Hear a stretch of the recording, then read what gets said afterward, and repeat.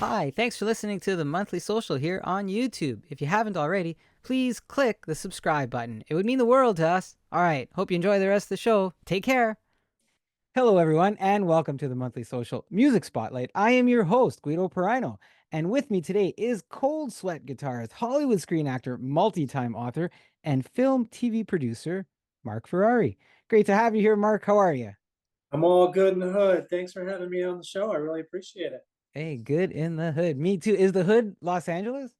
Yeah, Hey, yeah, right I've on. been here. I've been here 40 years, believe it or not. This past January was the 40-year anniversary of me moving to Los Angeles from Boston. And yeah, I must be stubborn or stupid. I don't know. I'm still here. Marc, A lot of folks have left California, but I'm still smitten by its charms. what are you smitten by? What's the one thing that you love about it? Well, I'm a huge outdoor guy. I'm always hiking, camping, fishing, backpacking, four wheeling, just getting outdoors. And where I live in Los Angeles here, Yeah. literally within 3 hours, you could be up to the mountains, you can be in the desert, you could be at the beach, you could be in the forest. It's an awesome place to be if you're that kind of guy. Marc, Uh, you got to come here. You would love Ontario. You would love Northern Ontario, man.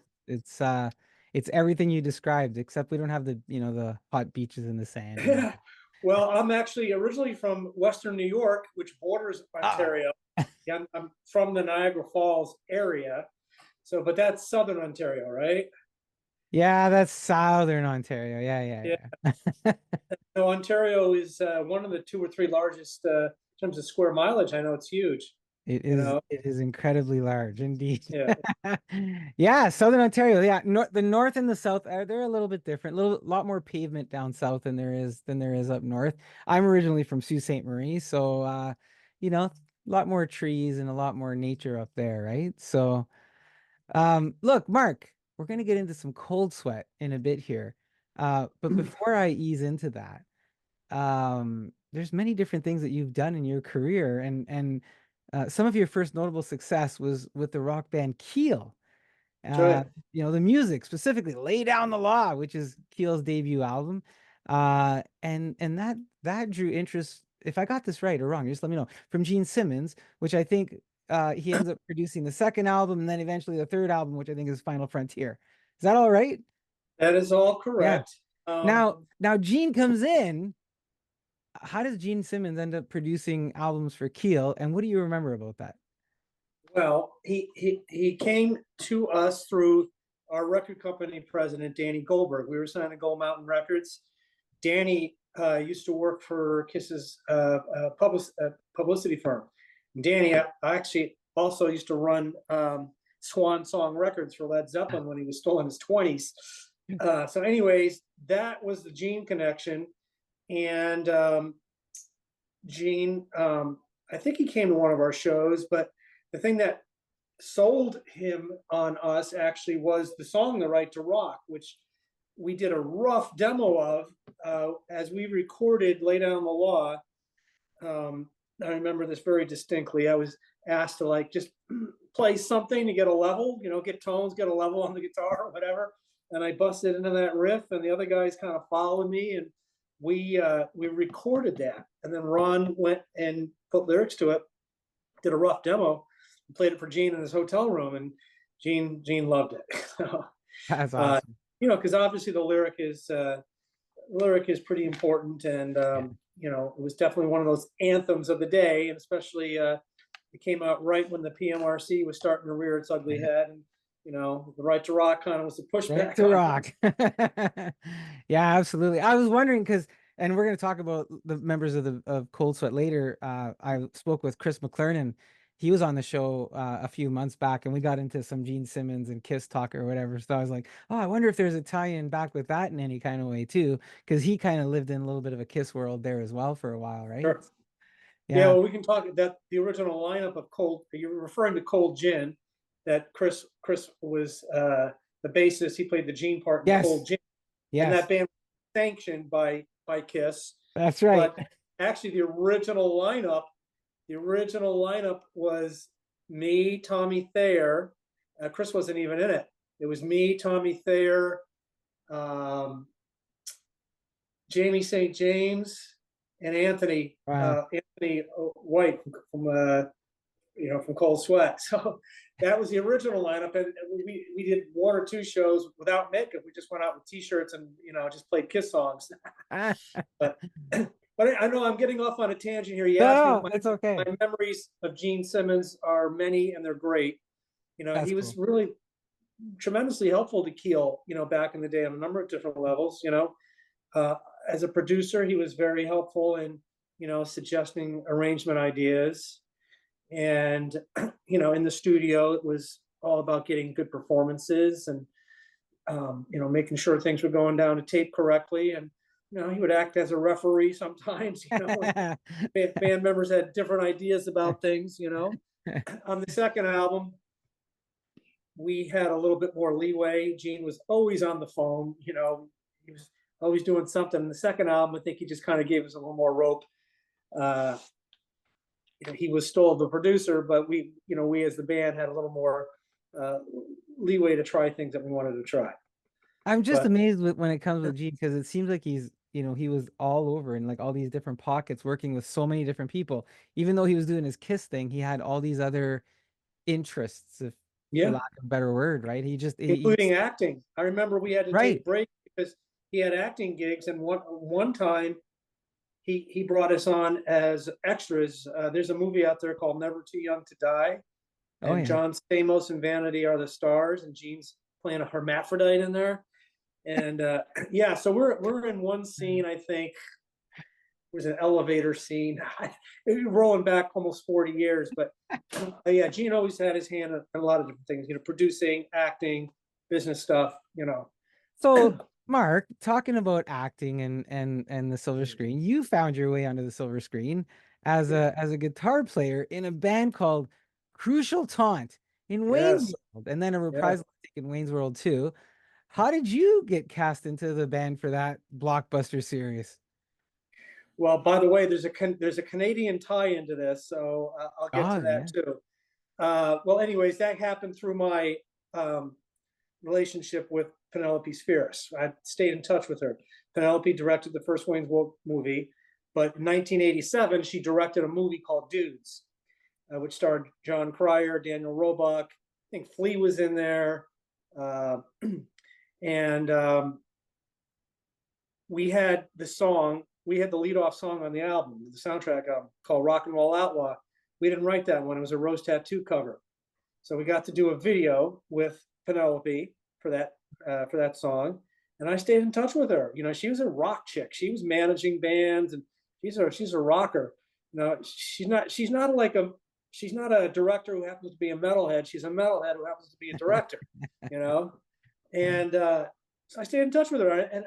And initially I had called her to see if I could maybe help her on the music side. Hey, do you need any songs? You need help in the studio? And she goes, no, I got that covered, but I need a guitar player in the band.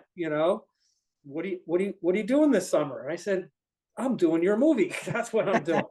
And that was So it. that was how that came to be.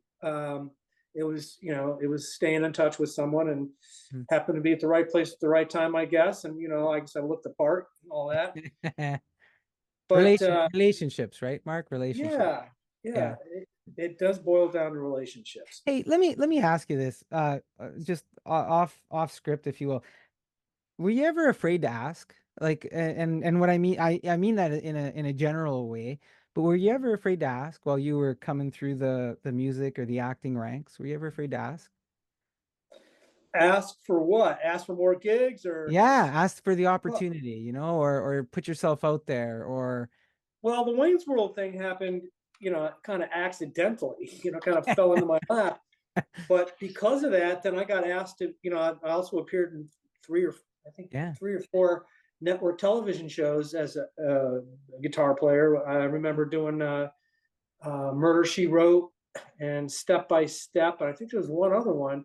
I started getting calls from the union, because I was a member of the Oh, musician union. there you You go. had to be in the movie. And then, all of a sudden the phone started ringing, this director saw you in Wayne's World and thought you'd be okay, be a good choice for the band and the So TV show. you didn't have to ask. You just the talent just took care of it, eh? Yeah, but I never pursued acting. It's, I'm not an actor. I'm a guitar player that just looks the part. Uh, Did you ever did you ever consider it? Like, I mean, you done the movies and then you were doing, like you said, Murder She Wrote, and I think Step by Step. And did you ever start to consider maybe a transition to on-screen career or no, not really. no? I will tell you, I have a famous. I'm related to a very famous actress actually, and so there's enough acting in my family. I'm first cousins with Jennifer Connelly, so Oh, no she's way. my first way. Way. uh, she's my first cousin. So yeah, I think that there was only room for one actor in the family, and quite honestly, I was busy also building a business back then, and I got into licensing music to TV shows and films and stuff, and so that really took up a lot of my bandwidth. And So again, I never, the acting was a bonus. yeah, it was kind of just a For sure. byproduct, Yeah. of being a guitar player. Now, there's been some musicians that have made success. Gene Yeah. Simmons being one. Sure. He made that segue, and David Bowie and Sting, and probably a few others I'm missing. I Yeah, think but Ronnie. you did some cool stuff, man. You did some really great on-screen stuff. Like that's pretty cool. Yeah, Um, but Mark, I didn't. I didn't get bit by the acting bug. I just, you didn't get bit by it. The band, I had mentioned the band name in Wayne's World, Crucial Taunt. yeah. Uh, I- did you guys come up with the band name or No, no, you didn't? no. Now this is a true story. Mike Myers. Mike Myers was friends. One of his best friends from high school had a band called Crucial Taunt. So it's an actual band that existed, and actually, a mutual friend of mine had been in touch with the actual original guitar player for Crucial Taunt from Toronto. So yeah, it was the band name came from a friend of Mike Myers. Wow, so reality makes its way onto the screen. Did you ever play as Crucial Taunt outside of Wayne's World? Well, we did the wrap party. When we had the party to wrap the film, Yeah. we actually played. Yeah, um, Dana Carvey sat in on drums. Dana's a good drummer. Yeah, yeah, he'd get behind the drum kit from time to time, on set.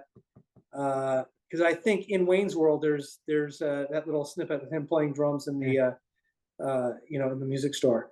But that's no, cool. we didn't play gigs out. We didn't. The only gig we played again was the rap party.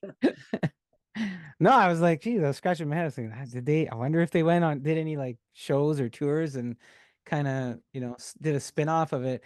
Um, what's your fondest memory? Like, I know it's a while back, of course, Wayne's World. Yeah, what's your fondest memory of those days on the set? Well, there were a lot. Wayne's World 2, when the Wayne stock portion happened.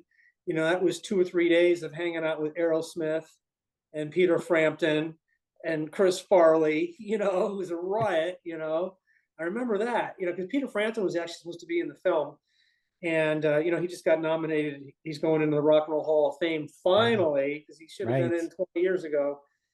But he was there for a couple of days, and I think they shot stuff with him. I don't know why they didn't use it. But being there with when Aerosmith, or one of my all-time favorite idols, and hanging out with those guys, just that was a memory.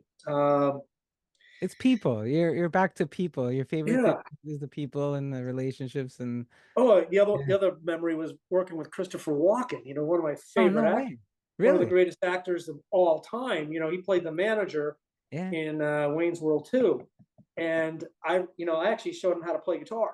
No way. Yeah, yeah. So okay, so here you role reversal here, right? So you're with one of your favorites. Do you fan out on him a little bit, or you just kind of play it cool?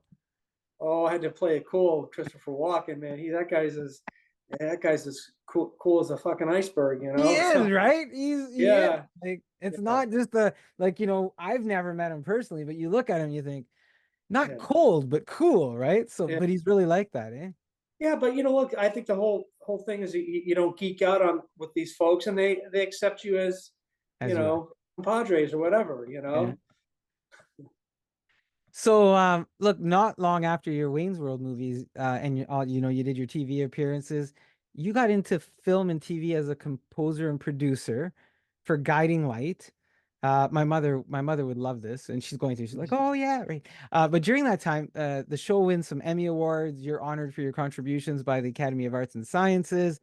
How Mhm. do you transition from Wayne's World rock and roll scene to working a daytime drama, Mark? Well, that was just one of my many clients. You know, it grew out of again, you know, after my playing days drew to a close, Cold Sweat was over by 1991. You know, Yeah, 1991 was the year that the Nirvana album came out, and after that, you know, kind of all bets were off for, you know, commercial hard rock guys like myself. And you know, I wasn't about to start wearing Doc Martens and plaids and, you know, doing heroin. You know, it just wasn't me. I'm a dyed in the wool commercial hard rock guy, 70s guy, you know. yeah, But I had to put food on the table, you yeah, know, and around that period of time, as one door was closing on me, I started getting some of my demo recordings used in B movies and TV yeah, shows. I had friends that were working in the industry, like some of them were like grips, assistant grips, or assistant coffee makers, or whatever they yeah. were, you know. But a couple of them were tasked with like finding music for the bar scene in the film, you know. Huh, And way back then in the early 90s, there really wasn't a collection of a music library that had songs. There were right. music libraries before I started, but most of them were just really cheesy background music that sounded like it was recorded on a drum machine, and you know, a lot of them were. Yeah, Nobody had songs. Nobody had, you know, a song. If you wanted to license an AC/DC song, forget it. It was going to cost an arm and a leg and take you forever to do it, or a Van Halen song, or whoever it was. right. So my idea was, you know what? Forget about it. Forget about licensing, trying to license that stuff. It's not going to happen. But I can create something for you that's generically similar, in the Right. same ballpark, in the same style as AC/DC or Van Halen, or you know, whoever it was they were trying to license, Garth Brooks or Madonna, or you know, some of the rap artists, or you know, Latin artists. Forget it, you know. So I'll create something for you that's in the ballpark, you know, Yeah. that's not ripping these guys off, and you can have it like next week or whatever, and you can take a decimal point or two off the license fee, you know. And that was my idea. My idea took off like a freaking rocket, and very quickly I became the go-to guy for a lot of the major studios and you know, TV production companies, and Paramount Huh, Pictures and Sony Pictures and Warner's, and you know, these guys would call me up and say, "Hey, we can't license AC/DC, but we hear that you can create something that's kind of like it," you know. And so for the better part of the next decade, that's what I did. I did have a pickup band called Medicine Wheel during those yeah. years, but I didn't play with Keel for 21 years. Wow. Yeah. And during that time, I built this business up, and I wound up selling it to Universal in 2007. Yeah, I think So I was gonna ask you about that. So yeah. you mentioned something else. You talked about how the music world was transitioning a little bit, and you found your new niche. Mhm. If that like and it's funny because I was talking about this with some of the other guys that I've interviewed, how that transition kind of started to happen. If that transition doesn't happen, do you ever do any of that, or you think you're still on course with your the rock music and you know? Well, you know, I wish my playing career went a little longer. You know, I Yeah, guess I could have put myself out there as a, you know, a touring guy. You know, I'll be your yeah, guitar player for this tour or that tour. You know, I guess I could have done that, but you know, I realized this opportunity very early on. I was yeah. on to something. I was on to something really big, and I was really focused on, you know, getting that market share early, because I did have competitors. I did have some competitors early on, but I was the first one to make these really solid relationships. And you know, again, I became the guy to go to. That's By the awesome. way, I'm still in that space. All these years later, I'm still producing music for Universal and Yeah. ESPN, and a few other clients here and there. You know, Yeah, and your company, if I can, was it called Master Source? yes, That was it's the called. company. And But then you offloaded the company to Universal, but yes, you still have your hand in it. Well, yes, I'm no longer employed. By the way, I was the division president Yeah. of Universal Music Publishing for 5 years, you know, and after my employment agreement, I didn't want to renew it after my second term. I just wanted to do something else. But yeah, so I'm no longer employed by Universal, but I'm one of their outside producers that Right. they come to produce me. And I hired a lot of my friends, by the way, throughout the years. A lot of my rock friends contributed to Master Source. My best friend Tommy Thayer, he and I wrote a lot of stuff together. Bob Kulick, who's sadly passed, Kip Yeah. Winger, Mark Slaughter, Oh the wow. Yeah. guys from King's X. Yeah. You know, it just goes on and on and on. I hired my buddies whenever I could. You know. Yeah, of course, of course. And you know what? You seem to have a knack and understanding for, the business and what was needed. And like I said, you had found your niche in there. Mark, you didn't just stop there. You like it's pretty wild. You did other stuff. You also moved into authoring a book. Mhm. You authored a book called Who Rockstar actually? 101. Yeah, I'm gonna get there. You're good. A Yeah. Rockstar's Guide to Survival and Success in the Music Business, and that Mhm. book is approaching its 25th anniversary in a couple of years. Yeah. But how did you decide, well, I'm gonna do this book? And when you did it, did you have like indie artists in mind or new artists, or what were you thinking in terms of Well, the book was written to be a guide, okay, to kind of be um, a guide to help up and coming musicians navigate the business end of being in a band, you know. And there's never, prior to my book, there was never a book written about the music industry by a recording artist. Been lots of books written by agents and managers and lawyers too. You know, Donald Passman's book is considered the Bible. Uh, I think that's in its like 10th reprinting. But some of those books are really technical and they didn't tell the story. They didn't tell the story of a guy that actually started playing in his garage and wound up playing in Madison Square Garden, you know? And what's it like being at that ground level, and how do you choose a manager? How do you choose an agent? How do you choose a publisher? What does this person do? What kind of fees can you expect these guys to take? What kind of business relationships do you need to have amongst yourselves in the band? What kind of perils and pitfalls and potholes can you expect out there? And then I spice it up with some silly road stories. That's stuff that happens to everybody. You know, but back then nobody had done that from an artist point of view. And so many people had asked me, what's it, how do I do this? How do I do that? What would you advise me to do? So I decided to write the book on it. That's what I did.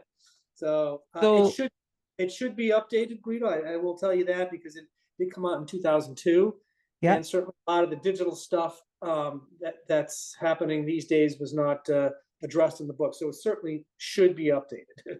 Yeah, You're one step ahead of me a yeah, lot here, because I was gonna say, so social media tools, they've changed the music business a little bit, yeah.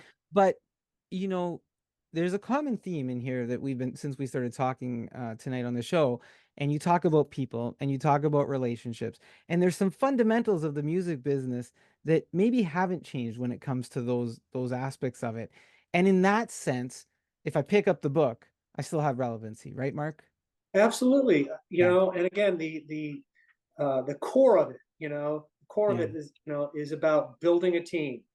And what this person it's like a cog. It's like a watch. See, when you look at a watch and you see the second hand moving, and it moves pretty slow, right? yeah, But in the back, all those gears are intermeshing. There's 100 gears doing this, right? And like with a touring band, it's like you've got your manager, you got your business manager, you got your road manager, you got your publicist, yeah, you got your you got your record company people, you know, both on the promotion side, the radio side. You got all these gears are working together to try to make that clock move. That's what it's like, you know. So again, the underlying knowledge, the basic underlying knowledge is still valid. But as I mentioned, a lot has changed since 2002. sure, So sure. yeah, Mark, yeah, so I work sometimes a lot with indie artists and new indie artists and stuff. And when you think about their journey, and you just mentioned a whole bunch of roles, a lot of yeah. indie artists today try to be all those things. Well, actually, and today there are companies that provide label services to artists. So they've kind of taken, uh, they, they're like built-in record companies. So Yeah, there are folks that do a lot of those services. Well, not touring services, but certainly promotion and publicity. And again, I don't think radio airplay these days is not as important as it was. You have artists now really that have been discovered solely on the internet, and they market solely on the internet. right. It's It's true. crazy to you Yeah, really you don't need a major label these days as much as you did back in the day. Back in the 80s, it was all about getting on a major label. I mean, yeah, there were some successful artists on independent companies back then, but it was all about trying to get that major label deal, and try to get yeah, that big advance and try to get that tour support. It was a big machine back then. Everything was bigger back then. The hair was yeah. bigger. The The hair was business, bigger. the The big, yeah, hair the was business definitely was bigger. bigger. Yeah. Things have certainly changed. It's not as important to have a major label deal anymore. Yeah, so what we're saying, and what I think they're feeling is I don't have the funds to go and do that major label thing or to pursue all these different roles, and we do try to do it ourselves. So a book like you wrote can be helpful to help them understand some of the ins and outs of it. And you also said, "Hey, I wrote another one." You dipped your hand back into the authoring world again in Yeah, 2016 with a yeah, children's book. Don't yes, dilly dally, silly Sally. Now look, yeah, that sounds different than music. yes. What brings this to life? What's it about? Who's it for? Well, that all starts when I become a dad, right? Ah, I became a dad in 2002, uh, and very early on, my daughter's actually with me. She's come back from college, so she's ah, in the next room. But very early on, it was apparent that she was time challenged. She was very time challenged, and we could never be on time for stuff, no matter how much time we allowed her to get ready for things. And we tried all the tricks in the book, set the clock ahead a couple minutes and tell her we had to leave at 1:30 when we had to leave at 1:45 or whatever. But one day we were, as usual, running late for things and just struggling to get her out the door. And I just happened to blurt out. I said, "Don't dilly dally, silly Sally." I don't even know where that came from. It just popped out of thin air. And I remember saying, that's interesting. There may be something there." But I was still working full time for Universal back then, and didn't really have time to develop that. And then after I retired from Universal, I circled back to that. By the way, there's been other recording artists that have written children's book. And Billy Joel wrote one. Carly Simon's written a couple. I'm not the only one, but I'm probably one of the few heavy metal guys that have written a children's book, right? So I developed a story, and the story was semi-biographical to things that happened in our family. And it's kind of just a gentle nudge to younger kids about just being a little bit more cognizant of their time and how they can how they can use their time more wisely. But I got to tell you something. I've heard from so many adults who bought the book for their time challenged spouse or their time challenged kid, older kid, or their time challenged best friend or the time challenged whatever, yeah. that it resonates with adults too. This guy is kind of maybe a joke for Okay. people buy the book as a kind of a joke for these folks, but um, because I did a lot of book signings, and I just heard from so many people that this book is perfect for my husband, or this book is there you go. I love it. That's awesome. That's awesome. So look, we've learned a lot so far about the diverse, talented, and articulate Marc Ferrari, but most recently we've learned that fans of your band Cold Sweat, which you're the founder of, can enjoy some previously unreleased material, new material. Yeah. What leads to the new album titled Unburied Alive? Well, Cold Sweat was dormant for a long time. Okay, Cold Sweat broke up in 1991, and it didn't end great. To be honest with you, it didn't end pleasant. And for me, it was not the highlight of my career at the time. The way it ended, Cold Sweat was it took a lot to get that band going, get it off the ground. We had personnel changes very famously. Our singer left us, our first singer left us the day we started recording. And so for me, again, I didn't have the burning desire to resurrect it for a long time.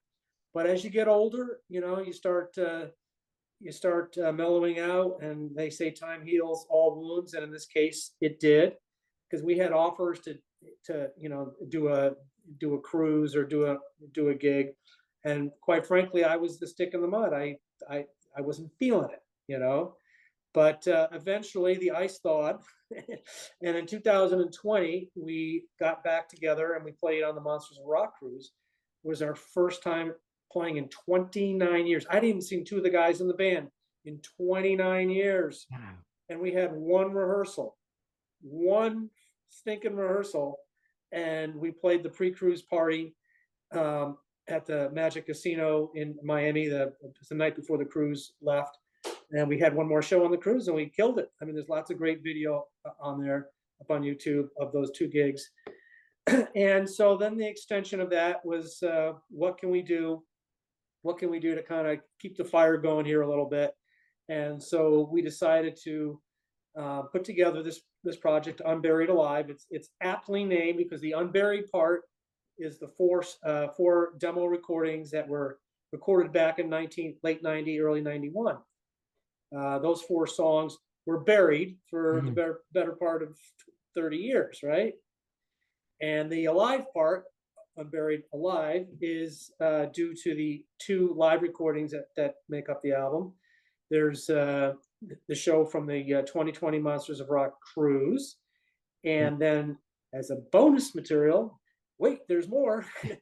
There is a recording from 1990 when we went over to Germany for the Monsters of Rock festival.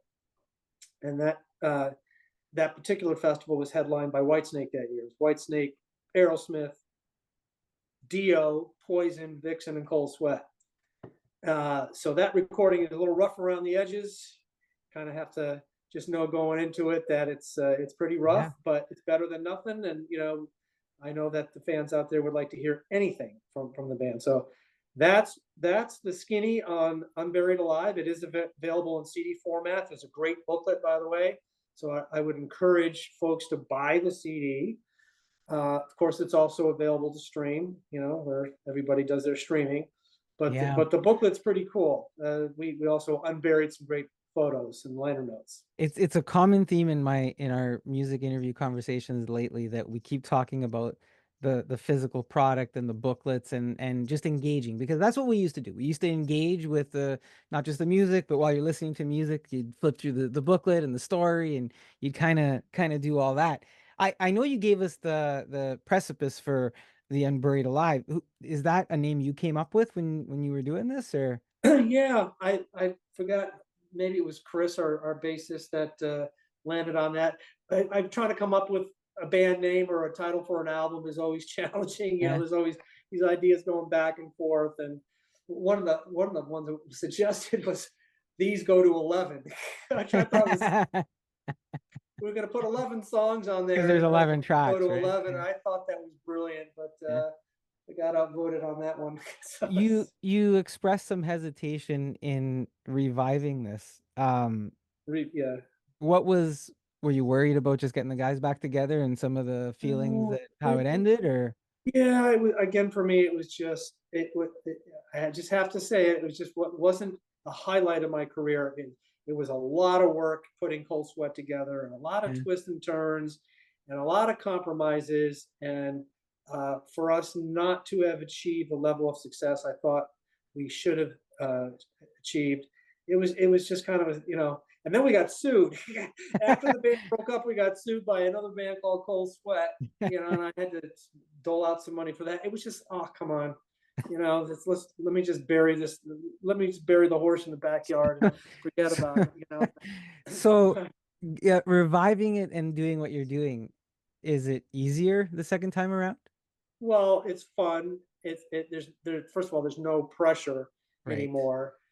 And Cold Sweat was always, even though I started the band, it was always, five cooks and no five cooks and no waiters. Everybody wanted to be the main chef. And we got five very opinionated guys, and that makes for an interesting, musical stew and an interesting personal stew. But now it's all good. We're doing this for fun. We love the Yeah. camaraderie. We love playing. I always love playing the Cold Sweat songs. They're a bit more blues based than Keel, and couple of those songs a little bit more melodic. And Keel was more of a metal band towards the end. Yeah. So it was always fun for me to play those songs. And looking for, I don't know when this is airing, but we're playing this weekend at the M3 Festival in Maryland. Yeah, I was Uh, gonna say, so we're recording this before your M3 Rock Festival 2024 show appearance, where you're part of like just a packed bandstand. It seems that you're celebrating 15 years of rock and roll. There's Queensryche, Lynch Mob, Night Ranger, Striper, Y&T. I did interview Y&T, Faster Pussycat, Pretty Boy Floyd, Sundogs. It just goes on. Quiet Riot, Aldo Nova. So it was interesting for me, what you're thinking about the event, what you're expecting for Cold Sweat, and then to see how it materializes. Because by the time this airs, you will have played the show. What are your expectations for the show? What are you looking forward to? well, And I then want when to that continue happens, we our can revisit this. I want to continue our winning streak because we've had, uh, in addition to the Monsters of Rock cruise in 2020, we also played the Monsters on the Mountain Festival in Tennessee back in 2022. We had a really good show there too. So I want us to continue our winning streak. Uh, it's challenging because we don't rehearse. We literally, when we go in for M3 here, we'll get together in a hotel room and just kind of talk about the gig, maybe acoustically play it, but it's not, we don't rehearse. And then in this case, this will be a pretty good sized crowd, probably our biggest crowd to date. I think they usually get 10, 15,000 people at Yeah. this thing. So that's what I'm hoping for. That's what I'm expecting. I mean, everybody in the band, always brings their A game. And we're looking forward to just the hang. It's always a good hang, with all these bands. I'm a fan of a lot of the bands on the bill. You mentioned Y&T. I think Dave Yeah. Manichetti is probably Yeah. one of the most underrated musical talents of our generation. That guy is a monster player, monster singer, monster writer. Yeah. I can't say enough great things about him. Uh, and Yeah, Striper, I had caught up with Aaron Lee. Aaron Lee was on the yeah, show, and we talked about Dave as well. So yeah. yeah, Striper. By the way, Right. uh, a little bit of trivia here. Striper was the first band on the bill on the very first Keel show. It was 40 years ago, a few weeks ago, April 7th. Perkins Palace. It was Striper, Max Havoc, Witch, and Keel. So Striper was the first band on the first show I ever played with Keel. And I maintained a friendship with those guys all these years. Michael Sweet Yeah. actually, he sang on the first demo that I did after I left Keel. He sang backup vocals, and Oz is a wonderful guy, and we're all friends. So they're a Yeah, monster band. it's amazing that music, over the years, it just binds, right? The music, it binds, and there's a camaraderie there. And we go through different arcs, right? Different points in our lives, different stages, like you talked about. We go through different arcs for it. The lineup for Cold Sweat right now is of course yourself. I think you mentioned Anthony White, he's on drums, Eric Gammons on guitar, Roy Cathy vocals, and then our friend Chris McLarnon, Yeah. who was on our show last July. So you're going through this and you're doing these things, you guys are together, you're having fun. Um, do you think we're gonna get new material above and beyond this, or are we even looking that far? Well, I would like to think so. It's on one hand, technology allows people to collaborate all over the world. Our bass player lives in South Carolina, our singer lives in North Carolina, our drummer lives in Vegas, and me and Yeah. Eric are here in SoCal. Technology does allow us to do a recording, put all the pieces together. So I would like to think there's some, we're going to get through the Unburied Alive thing first, get through this cycle, and kind of see where things land. Um, but yeah, you never know. And we're lucky we have all 5 original guys left because, as you know, a lot of these Yeah, bands don't have the entire original lineup. I think in that's right. case of Y&T, it's just Dave. You Yeah, know, yeah. Unfortunately, his other 3 bandmates have passed. yeah, yeah. Uh, so we're lucky we got all 5. Well, we're gonna look forward to that, and if you make it happen. But we are going to enjoy Unburied Alive right now, and all that Cold Sweat is doing. Look, with all that you've done, Mark, music, TV, movies, books, everything else. What do you think your greatest accomplishment is? What do you consider it to be? Well, I guess most people would if they're a loving parent, I would think that my greatest accomplishment is being a great dad and raising a great child. Um, you got to put that first. This other Yeah. stuff it's nice. It's nice to have some accolades and everything, but to raise another human being into a fully functional, well behaved human being is that's an accomplishment. And anybody who's gone through parenthood will probably tell you there's some tough spots in there, but the reward certainly is greater than anything you could ask for. We Yeah, keep our kids alive, Mark. We keep our kids yeah, alive. yeah. Yeah. No, that's true. It's That's it's a pretty it's big tough thing to to hear. pick. It's tough to pick like one thing. You know, the other thing I'm proud of is that I got through the '80s, without. First of all, I don't. I'm a rarity because I don't have a single tattoo or piercing or anything, and that's pretty rare for an '80s guy. And I made it through that decade, alive, Yeah. without any trauma or drama. So I guess that's another thing I'm grateful for. No, that's right on. Thank you for sharing that. Look, you've got your website, markferrari.com, and I believe Cold Sweat promotes Facebook as their go-to. Yes. And I had a chuckle, not a chuckle because you mentioned the lawsuit, but facebook.com/ the real Cold Sweat is the Facebook link, right? Now that you've got that out of the way. Are there other sites where you want fans to engage you or pick your music up? And I know you talked about getting the physical copy of the record. What's the best place to do all that stuff? Well, by the way, the Cold Sweat album is being released on Ron Keel's little label, RFK Media. So, in terms of buying the physical product, I think that's probably a good place to go. RFKmedia.com or ronkeel.com. There'll be a link there. But really, markferrari.com is got everything related to me up there. A lot of the TV interviews I did for promoting the book, and a lot of the stuff related to Pantera up there. Some old pictures. Of course, you guys probably know my history with Pantera. Yeah. And yeah, markferrari.com is a good place to waste a little time. Waste a little time. Okay, Yeah. so we'll go with that. And for Cold Sweat, Facebook is we'll include that link, and then we'll get the link for the buying the thing off of the Ron Keel media site there as well. Man, Mark, look, it's been a real honor to have you on the show. Extreme honor. Thank you so much for your time and for doing this and for sharing your journey with us. Is there anything else that you'd like to leave us with? I know you got to get going, so before you do that, Well, I'm very grateful for the hard rock community to still have an interest in our band, and to keep supporting other bands from the genre. It's really important. And look, I don't think you've heard the last of me or Cold Sweat, or hopefully Keel too, because this is Keel's 40th anniversary.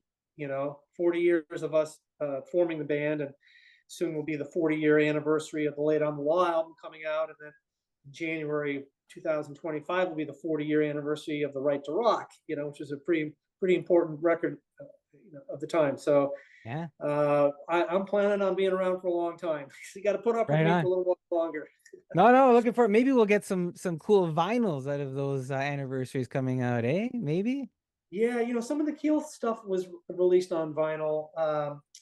The Streets of Rock and Roll, and I think Keel 6 Back in Action was released on vinyl a couple years ago. Italian label that did that for us. So, but I'm a big vinyl guy too. I mean, I Yeah. started on vinyl. Don't forget, man, Yeah. I'm an old fart, you know. So it was vinyl and 8-track tapes back in my day, and then You know came what? cassettes, and then came CDs, and then came Yeah. streaming. So, I yeah. I had a few 8 tracks. Yeah, I had a few 8 tracks and vinyl, and then of course the tapes, and we all know, right, Mark? So that is the extraordinary and talented Marc Ferrari sharing his words, art, stories, and music as he reprises his band Cold Sweat. So you don't need to be waiting in vain, and you'll need less than a fistful of money while you jump the gun and get love struck, grabbing your own copy of the new album, Unburied Alive. So don't let it be a crying shame. No, grab your claim to fame, and you'll be singing Let's Make Love Tonight. I will have Mark's Cold Sweat links in the show notes. Thanks for doing this with us, Mark. Wishing you and the band the best. I hope you'll be back again in the future, and good luck. All right, party on. All right.